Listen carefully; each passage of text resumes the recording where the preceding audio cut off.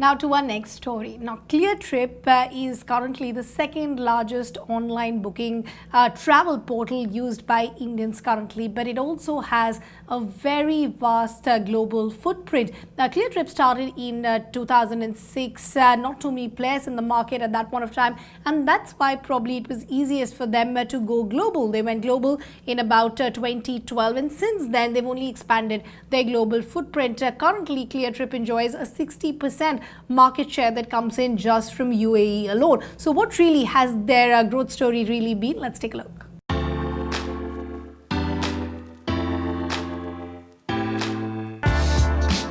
Well, now to discuss the story of Cleartrip, joining us on the show is Balu Ramachandran, who is the head of distribution of air and distribution for Cleartrip. Balu, good to have you back on India Ahead. And what interesting times for Indian startups. Look at the number of Indian startups that have gone globally.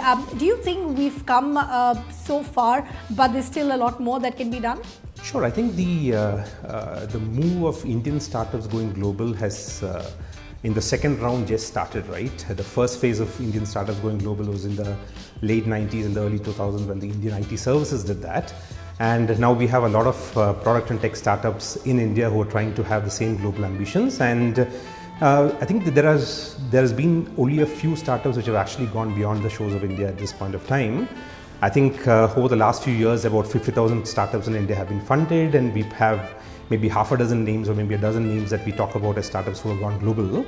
So yes, the wave is just starting. I think we will see a lot more startups going global over the next few years. Balu, I want to discuss the story of Cleartrip, one of the first startups that have gone globally and extended themselves in terms of their global footprint. At one time, did you decide to, take the Indian business overseas? Not too many, booking apps or booking websites were doing that at a time when Cleartrip decided to do so. And how's the journey really been ever since? So Cleartrip started in 2006, and for the first 6 years of our existence, we were entirely focused on the Indian market. It was in 2012 that we started our exploration outside the shores of India, and we started with setting up shop in Dubai, and we explored initially the entire corridor of traffic that was happening between Indians traveling to Dubai and vice versa. And over the last 7 odd years, what we have done is that we have established presence in 7 markets in that region. We have close to 45% of our global revenues coming from non-India markets at this point of time, and we would continue to expand into locations which are beyond the shores of India and beyond the 7 countries in the GCC that we are present in at this point of time. We are actively looking at opportunities in parts of Africa, in parts of Europe, in other parts of the Middle East as well.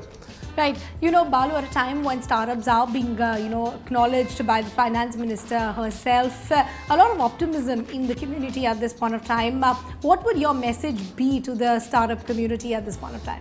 So our message to the startup industry is that India is an extremely tough place to do business because the customers are extremely value conscious. So if you are able to provide a solve for India and able to grow in India, I think the solutions that you have for the Indian consumers will enable you with very, very little customization to access other markets in the world as well. We have seen multiple instances of companies who are able to do that. So as you think about building out your market presence in India, I think at some point of time you should also think about what could work in terms of other markets as well for the same product and solutions that you're offering for the Indian consumers. And I think the other message is that Cleartrip is one of the most capital efficient businesses that exists in the Indian ecosystem, and it is extremely important to be very, very capital efficient, preserve your burn rate, and make sure that you have sustainability for enabling a long-term product and solution fit to the market. Right. Lastly, Balu, it is an Independence Day special. So what would your idea of complete freedom be, and what is that state of freedom that you're probably looking at? So that's an interesting question. I think freedom to me means that from a corporate standpoint, the Cleartrip culture is very, very open and transparent. People are free to express themselves. They're free to approach anyone. We don't have a culture of cabins in the office. It's a very, very flat organization hierarchy that we work with. And that's freedom at Cleartrip in our sense, and all we want our colleagues to focus on is about innovating for the consumer and solving challenges for the consumer, right? And there are no boundaries that we place in that path. Freedom for me personally means that I'm the father to a 4.5-year-old kid. I think safety, security, and the ability for her to express herself in whatever form and shape that she wants, and as long as the environment that I'm in enables that to happen, I think that's freedom for me. Well, Balu, it's been a pleasure having you on the show. Thank you so much for joining.